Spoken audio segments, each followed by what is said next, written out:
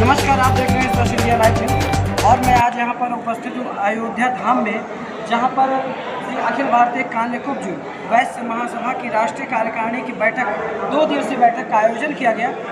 और आप देख रहे हैं ये सीधी लाइव तस्वीरें अयोध्या धाम से, जहाँ पर 2 दिवसीय कार्यक्रम का आयोजन किया गया है। इस संबंध में यहाँ पर आज भोजवाल समाज के देश के कोने कोने से लोग आए, यहाँ पर लोगों को आमंत्रित किया गया, लोगों को बुलाया गया और यहाँ पर आए और अपने अपने सभी लोगों ने विचार प्रकट किए। चलिए इस संबंध में बात करते हैं कि आखिर आज क्या क्या मुद्दे रहे और किन किन मुद्दों पर बात की गई और आगे की क्या योजना है।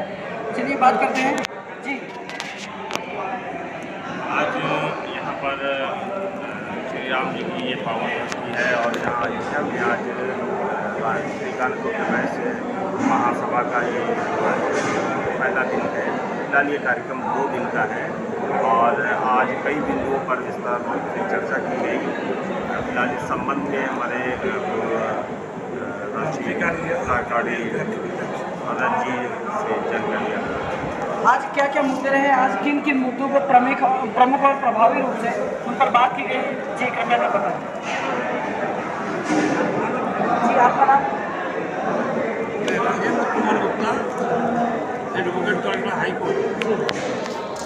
और ये हमारी संस्था जो है इसके हम पूर्व कार्यकारी अध्यक्ष, राष्ट्रीय कार्यकारी अध्यक्ष और अभी राष्ट्रीय सामाजिक संपत्ति प्रमुख परिदर्शक, बहुत सारे पद हैं। बीच में इसका महामंत्री या राष्ट्रीय महामंत्री। ये हमारा मुख्य बिंदु है कि मेरा समाज काल्यकुब्ज वैश्य कानून समाज जो बोलते हैं, बिहार उत्तर में कानून समाज बोलते हैं इसको, यहाँ भोजवाल भी बोलते हैं, हर जगह भुर्जी बोलते हैं, भुजवा बोलते हैं। ये अत्यंत पिछड़ा समाज है। कि हमारे आज के दिन में कोई एमपी हमारे समाज का नहीं है। पूरे भारतीय स्तर पर कोई भी एमपी नहीं हमारे। अब सोचिए कितना पिछड़ा हुआ समाज है मेरे। एक अभी थोड़ा सा एमएलसी हुए हैं, अपने क्या नाम होता है, गोपाल अंजन, उत्तर प्रदेश के एमएलसी हुए हैं। तो अब ये राजनीतिक रूप में पिछड़े हैं, हम शिक्षा के क्षेत्र में पिछड़े हुए हैं, आर्थिक क्षेत्र में पिछड़े हुए हैं। ये तीनों क्षेत्र में मेरा विकास कैसे हो, समाज कैसे प्रगति करे, उन्नति कैसे करे, इसी बिंदु पर चर्चा करने के लिए लोक संघ का गठन किया गया और इस पर विस्तार की चर्चा जो है फिर कल होगी और संविधान में कुछ संशोधन किया गया। जी, इस बैठक के माध्यम से आप समाज के लोग क्या चीज़ से अवगत कराना चाहते हैं, किस मतलब राह पर ले जाना चाह रहे हैं, क्या उनके अंदर जागरूकता या कुछ भी ऐसा क्या आप करना चाह रहे हैं, ऐसा क्या आपका एजेंडा है अपना कि जो आप लोगों को दिखाना चाह रहे हैं या लोगों को बताना चाह रहे हैं, अपनी बात से संतुष्ट कराना चाह रहे हैं?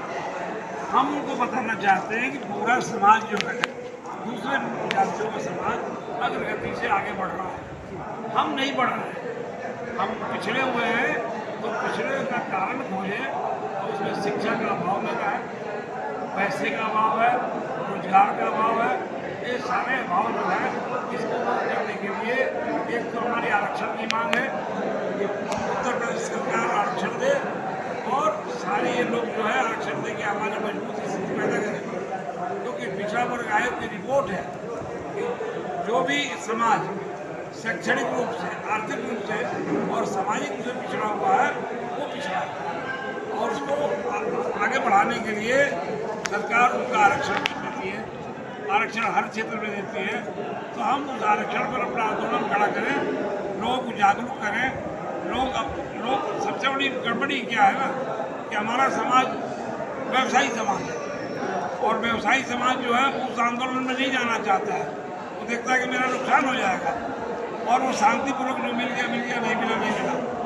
लेकिन ये आंदोलन की आग जो है, ये आंदोलन की चेतना उनके अंदर जगानी है कि जब तक जगोगे नहीं तब तक कुछ होगा नहीं। जी, आप इससे कितना सहमत है? जैसे कि अभी अध्यक्ष जी ने बताया कि ये जातीय संगठन है, इसको बोल सकते हैं, एक जातीय संगठन है और जिस तरीके से अपने समाज के लोगों में अपनी विचारधारा रख रहे हैं, अपनी विचारधारा और अपनी जो एक सोच सोच है उसको समाज कल्याण के लिए लोगों के बीच में लाना चाह रहे हैं, आप कितना एग्री है?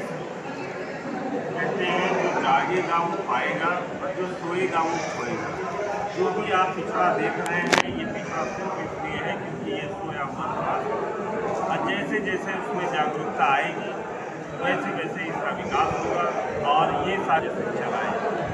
और ये मैं समझता हूँ ये प्रत्येक व्यक्ति को अपने बारे में अपनी चीज़ों के बारे में उसे जागरूक करना चाहिए। हर और हिस्सा अभी हमारे डॉक्टर पवन कुमार गुप्ता जी का कहना है कि जो सोया है वो खोएगा, जो जागा है वो पाएगा। जी आपका नाम?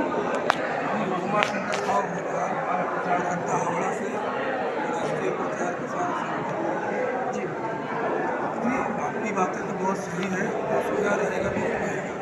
आज अपने समाज को जागरूक होने की आवश्यकता है, संगठित होने की आवश्यकता है और ये तभी संभव होगा जब हर जिले में अपने समाज के लोग संगठन बनाकर मजबूत कर पाएंगे। और संगठन बनाकर मजबूत करेंगे तो इससे लाभ ये होगा कि अपने समाज के ऊपर जो अत्याचार हो रहा है, जो हमारे गरीब समाज है, भूखी समाज है, जो दाना भूजने का काम करता है, जिसके पास न व्यवसाय है सही से, न कोई नौकरी है, क्योंकि शिक्षा का अभाव भी है, धन की भी कमी है, और अपना पुश्तैनी व्यवसाय करके अपना जीविकोपार्जन करता है। आप देखेंगे हमारा समाज वनों में बगीचों से पत्तियां बटोर करके वो ले आता है और किसी टीले पर किसी गांव के किनारे में जाके भाड़ भूजता है, तब जाके उसके परिवार का जीविकोपार्जन होता है। अब अपने परिवार का जो दायित्व है उससे ही वो मुक्ति नहीं पाता तो आगे क्या सोचे? न शिक्षा के क्षेत्र में सोच पाता है, न और आर्थिक रूप से मजबूत हो पाता है। सरकार की जो योजनाएं हैं हमारे समाज के लोगों तक पहुँच नहीं पाती, क्योंकि वहाँ पर अपर कास्ट के लोगों का कब्जा रहता है। तो आपका मतलब है कि जो सरकार की जो योजनाएं हैं जो जन कल्याण के लिए चलाई जा रही है, सरकार का भी ये नारा सबका साथ सबका विकास, सबको लेकर के साथ चलना। आप बोल रहे हैं कि आपका समाज, आपका वर्ग वंचित रह जाता है। ये जो व्यवस्थाएं सरकार द्वारा दी गई हैं इससे आपका समाज, आपका वर्ग वंचित रह जाता है, इसका लाभ उन लोगों को नहीं मिल पाता, क्योंकि आप ऐसा सोचते हैं कि जो समाज के प्रभावशाली लोग हैं सिर्फ उनको इसका लाभ मिलता है। बिल्कुल यही कहना चाह रहे हैं आप? जी जी जी। तो आप क्या मतलब ऐसा करना चाहते हैं कि जिससे कि आप सभी अपने समाज, जो भोजवाल समाज के लोग हैं, उनके लिए आप क्या करना चाहते हैं कि ये सारी चीज़ों का लाभ उनको बता करके उसे एक सही दिशा निर्देश देना चाहते हैं? देखिए, मैं 2-3 बिंदुओं, महत्वपूर्ण बिंदुओं पर काम शुरू कर दिया हूँ राष्ट्रीय स्तर पर। पहले तो हर जिले में ब्लॉक स्तर, तहसील स्तर, ग्राम स्तर तक अपना जिला इकाई बने, जिला से पूरे हर घर से एक व्यक्ति संगठन से जुड़े।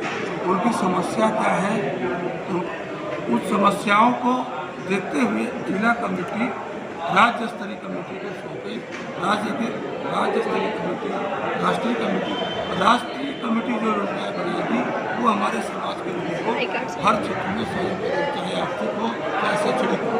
अभी हमारा अभियान चल रहा है उनको रोजगार दिलाने का, अभी हमारा अभियान चल रहा है अपने समाज के लोगों को शिक्षा में आगे बढ़ाने का, और हमारा ये भी योजना चल रहा है जो आश्रित है, जिनके परिवार में मुखिया नहीं है, कमजोर है, उन महिलाओं को भी आगे ले आकर के उनको रोजगार दे करके आगे बढ़ाने का। इसके आपको क्या लगता है कि ऐसे जिस तरीके से यहाँ पर राष्ट्रीय कार्यकारिणी की बैठक की गई, ऐसे इस तरीके से लोगों को बुला करके क्या आपके समाज को एक सही दिशा निर्देश या सही एक धारा मिल सकती है? आपको क्या लगता है?